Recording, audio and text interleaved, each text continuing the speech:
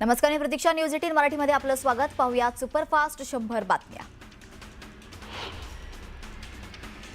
मराठा आरक्षणासाठी आता मनोज जरांगेंनी आमरण उपोषण करणार असल्याची मोठी घोषणा केली आहे. येत्या 30 मे पासून मनोज जरांगे अंतरवाली सराटीतून आमरण उपोषण सुरू करणार आहे. आमरण उपोषणासाठी हजारोंच्या संख्येने मराठा बांधवांनी येण्याचं आवाहन मनोज जरांगेंनी केलंय. तर यावेळी त्यांनी सरकारने नेमलेल्या मराठा आरक्षण उपसमितीवरही टीका केली.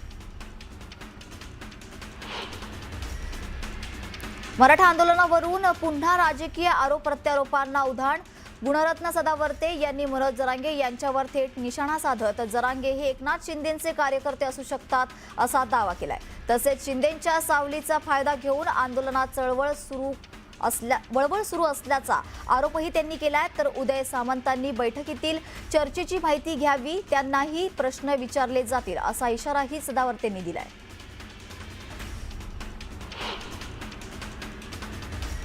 राज्यात पुन्हा राष्ट्रवादीच्या एकत्रीकरणाच्या चर्चांना वेग. भाजप विरोधात काम करायचं असेल तर राष्ट्रवादी एकत्र येईल असं वक्तव्य रोहित पवार यांनी केलं आहे. राष्ट्रवादी एकत्र येईल का हे वरिष्ठ ठरवतील असंही त्यांनी स्पष्ट केलं. राष्ट्रवादीची ताकद कमी झाल्याचा फायदा इतर पक्ष घेतील असा इशाराही त्यांनी दिला.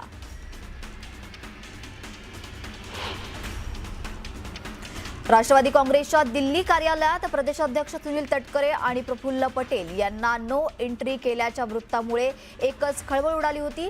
तसेच या दोन्ही नेत्यांच्या केबिनला कुलूप लावण्यात आल्याचाही दावा करण्यात आला होता. या प्रकरणी राष्ट्रवादी काँग्रेसकडून खुलासा करण्यात आला आहे. तटकरे पटेलांच्या नो एंट्री विषयीचं वृत्त निराधार आणि खेडसळ असल्याचं स्पष्टीकरण राष्ट्रवादी काँग्रेसने दिलंय.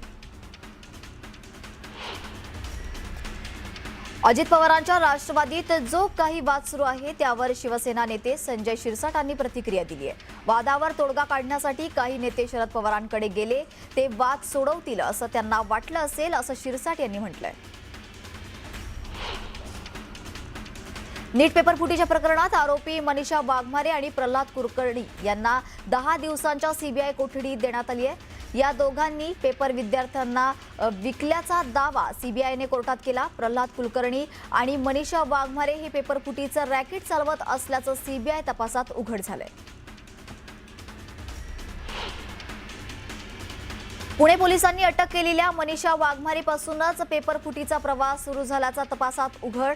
पुण्याची मनीषा परीक्षार्थींना हेरून लाखो रुपयांच्या बदल्यात नीट पेपरची विक्री करीत होती. आरोपी धनंजय लोखंडे आणि मनीषा वाघमारे यांच्यातील चॅट्समधून नीट पेपर फुटीच्या रॅकेटचा उलगडा झाला आहे. मनीषा वाघमारेच्या अटकेनंतर आता बायोलॉजी प्राध्यापिका मनीषा मांढरे यांनाही सीबीआयने अटक केली आहे. पेपर लीक रॅकेटमधील आरोपींशी असलेले संबंध आणि परीक्षेपूर्वी प्रश्नपत्रिका फुटीतील भूमिकेचा तपास सध्या सुरू आहे. या प्रकरणात आणखी काही धक्कादायक खुलासे होण्याची शक्यता व्यक्त केली जाते. सीबीआयने पुण्यात एक मोठी कारवाई केली आहे. या प्रकरणातील आरोपी मनीषा वाघमारे हिचे पती संजय वाघमारे यांच्या क्लिनिकवर सीबीआयच्या अधिकाऱ्यांनी छापा टाकलाय. दरम्यान अधिकाऱ्यांनी क्लिनिकमधील सर्व सीसीटीव्ही फुटेज जप्त केलेत. त्यामुळे आता या पेपर फुटीच्या रॅकेटचे अनेक मोठे धागेदोरे सीबीआयच्या हाती लागण्याची शक्यता आहे. नीट पेपर फुटी प्रकरणात मोठी माहिती समोर आली आहे. विद्यार्थ्यांच्या आर्थिक क्षमतेनुसार रेट कार्ड ठरवलं होतं अशी माहिती सूत्रांनी दिली आहे. अनेक राज्यांमध्ये एजंट्स कार्यरत होते अशी माहिती आहे. अभ्यासात हुशार नसलेले विद्यार्थी शोधणं हे या एजंट्सचं काम होतं. मनीषा वाघमारे देखील या रॅकेटमधील महत्त्वाची एजंट होती. गरजू विद्यार्थी गोळा करणे ही प्राथमिक जबाबदारी मनीषा वाघमारेवर होती. मनीषा मांढरेच्या घरी सीबीआयच्या पथकाने छापेमारी केली. नीट पेपर फुटी प्रकरणी मनीषा मांढरेच्या घरी तपास करण्यात आला.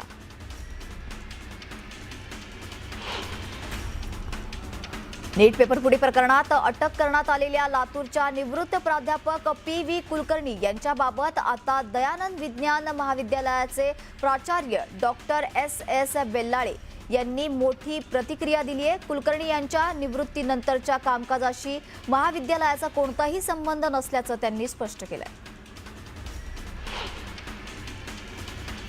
कुख्यात गँगस्टर लॉरेन्स बिश्नोई यांच्या हस्तकांनी पिंपरी चिंचवड शहरातील एका फर्निचर मॉलवर अंधाधुंद गोळीबार केल्याच्या घटनेनंतर खळबळ उडाली होती। दरम्यान आता आणखी एका फर्निचर मॉलच्या मालकाला बिश्नोई टोळीकडून तब्बल 5 कोटी रुपयांची खंडणी मागण्यात आल्याची माहिती समोर आली आहे।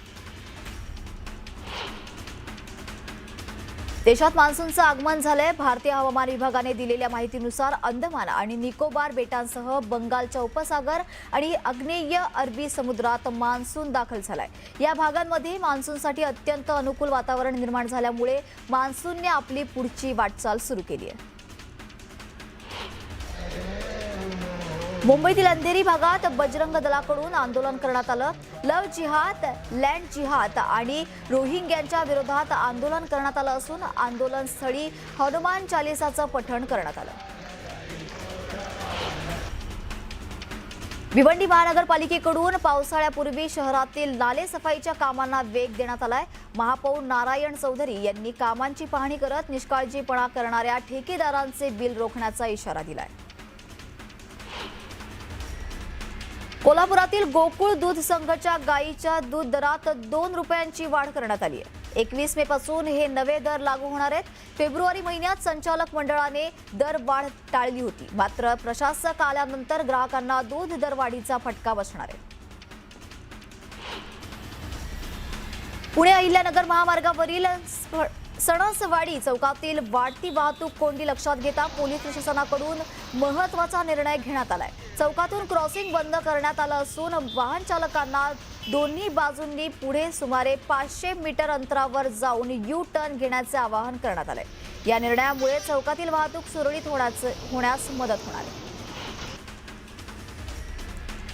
सोलापूर कृषी उत्पन्न बाजार समितीत आज कांद्याला प्रति क्विंटल केवळ 1000 रुपयांचा दर मिळालाय।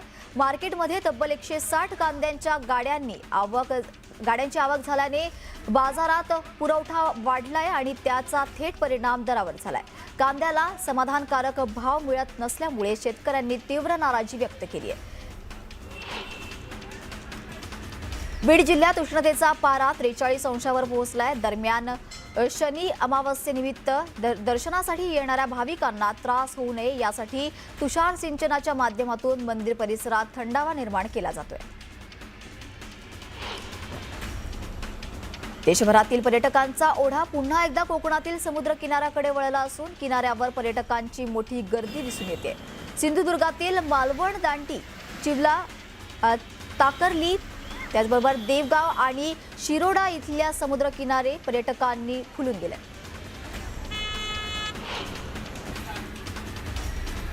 पेट्रोल आणि डिझेलच्या दरवाढीचा फटका आता सर्वसामान्यांसह ऑटो चालकांनाही बसू लागलाय। पेट्रोल आणि डिझेलच्या दरांमध्ये सातत्याने होणाऱ्या वाढीमुळे एकीकडे महागाई वाढणार हे निश्चित असतानाच आता ऑटो चालकांनी देखील आपले दर वाढवणार असल्याचं म्हटलंय। इंधन महागल्यामुळे महिन्याचे घरगुती आणि व्यावसायिक बजेट पूर्णपणे गडबडले असल्याचं ऑटो चालकांनी म्हटलंय। उद्यापासून सुरू होणाऱ्या पुरुषोत्तम अधिक मास निमित्त विठ्ठल रुक्मिणी मंदिर इथे तुळशी अर्चन पूजेचा भाविकांचा मोठा प्रतिसाद मिळाला आहे। आज सकाळी 11 वाजता ऑनलाईन बुकिंग सुरू होताच अवघ्या 15 ते 20 मिनिटांत पुढील 10 दिवसांचं स्लॉट हाऊसफुल झालंय। श्री संत बाळूमामा मंदिर इथे शनी अमावस्येनिमित्त भाविकांची अलोट गर्दी पाहायला मिळाली। महाराष्ट्रातील विविध भागांतून आलेल्या हजारो भक्तांनी मामांचे दर्शन घेतले। यावेळी देवस्थान ट्रस्ट आणि ग्रामस्थांच्या वतीने महाप्रसादाची विशेष व्यवस्था करण्यात आली होती। उन्हाळी सुट्टी आणि वीकेंडमुळे शिर्डीत साई दर्शनासाठी भाविकांनी अलोट गर्दी केली आहे। शनी जयंती असल्याने शनी शिंगणापूरला शनिदेवाचं दर्शन घेऊन भाविक शिर्डीत साई दर्शनासाठी येत असल्याचं पाहायला मिळतंय। साई नामाचा जयघोष करत भाविक साई चरणी नतमस्तक होतात। मुंबई महानगरपालिकेचे सी विभागातील मरीन लाईन स्टेशन परिसरात डीप क्लीन करण्यात आला आहे। यावेळी बोर्डमधील सर्व अधिकारी कर्मचारी उपस्थित होते।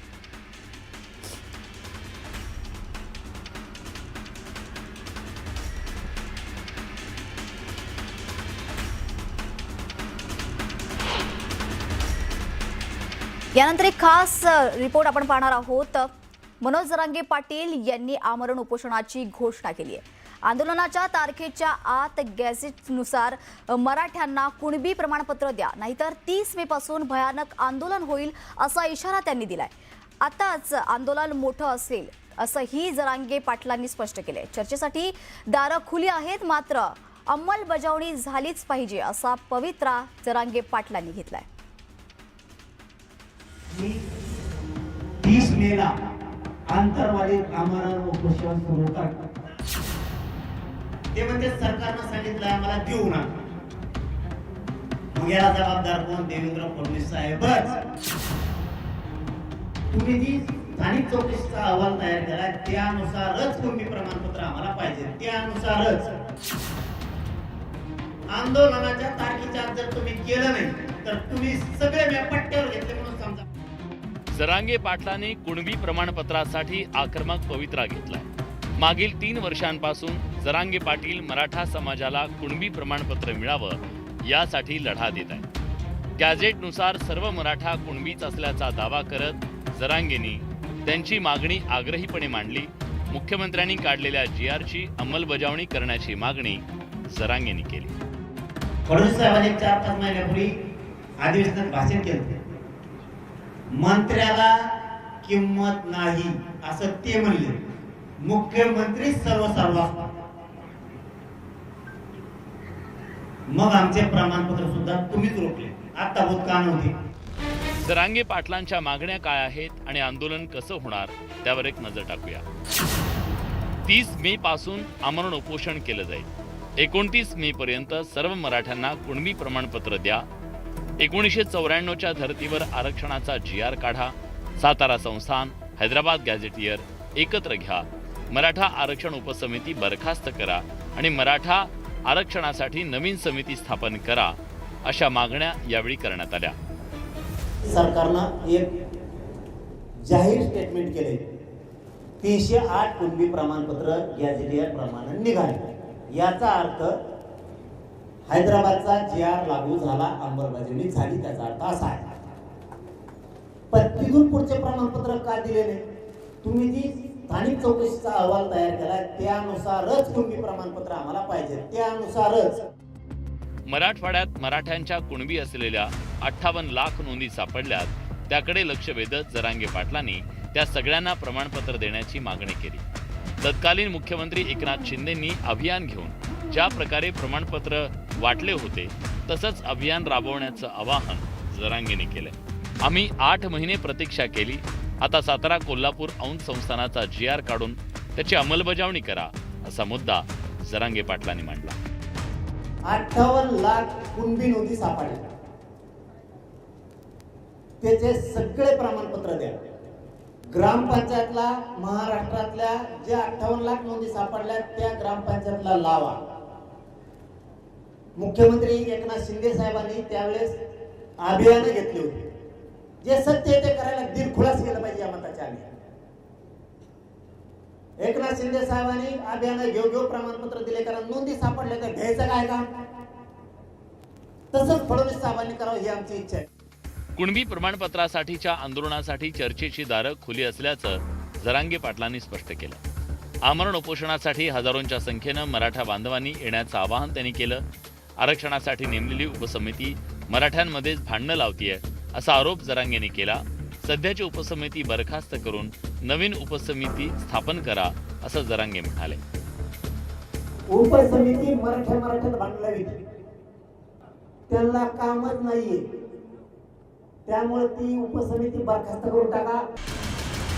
1 सप्टेंबर 2023 रोजी अंतरवाली सराटीत पोलिसांनी लाठीचार्ज केल्यानंतर जरांगेंचं आंदोलन पेटलं। त्यानंतर जरांगेंनी अंतरवाली सराटीत उपोषण केलं। त्याची दखल घेत 27 जानेवारी 2024 रोजी कुणबी नोंद असलेल्या मराठा समाजातल्या व्यक्तींना OBC प्रमाणपत्र देण्याचा निर्णय घेतला। त्यानंतर 27 ऑगस्ट 2025 रोजी जरांगे पाटलांनी मुंबईकडे कूच केली। 29 ऑगस्ट 2025 रोजी आझाद मैदानात जरांगे पाटलांचं आमरण उपोषण झालं। परिणामी 2 सप्टेंबर 2025 रोजी हैदराबाद गॅझेटच्या अंमलबजावणीचा निर्णय राज्य सरकारनं घेतला। मात्र असं असूनही अधिकारी प्रमाणपत्र देत नाहीत असा आरोप जरांगे पाटलांनी केला. परिणामी जरांगे पाटील पुन्हा मैदानात उतरतायत. आता त्यावर कसा तोडगा निघणार याकडे राज्याचं लक्ष लागलंय. संतोष गोरे, न्यूज 18 मराठी, मुंबई. इथे घेऊयात एक छोटासा ब्रेक. लगेचच परत येतोय. पाहत राहा न्यूज 18 मराठी, आवाज महाराष्ट्राचा.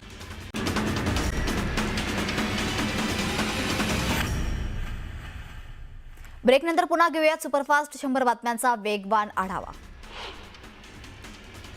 नागपूर जिल्ह्यातील केळवद इथे पेट्रोल पंप कर्मचाऱ्यांवर चाकू हल्ला केल्याप्रकरणी पोलिसांनी 6 आरोपींना अटक केली आहे. सावनेर सोनसर हायवेवरील कबीर पेट्रोल पंपावर किरकोळ वादातून रवी बांगडे यांच्यावर चाकूने हल्ला करण्यात आलाय. केळवद पोलीस यांनी नाकाबंदी करत फिल्मी स्टाईल पाठलाग करून सर्व आरोपींना ताब्यात घेतलं.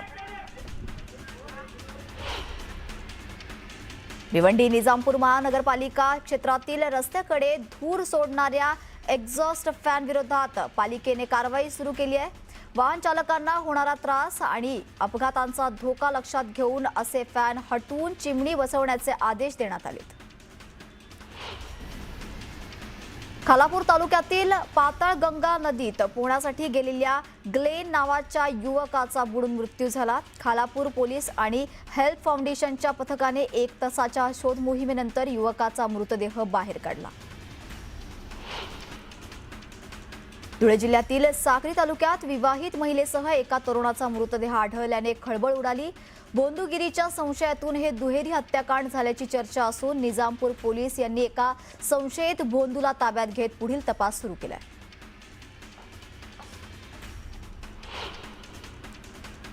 घेऊयात एक छोटासा ब्रेक. पाहत राहा न्यूज 18 मराठी, आवाज महाराष्ट्राचा.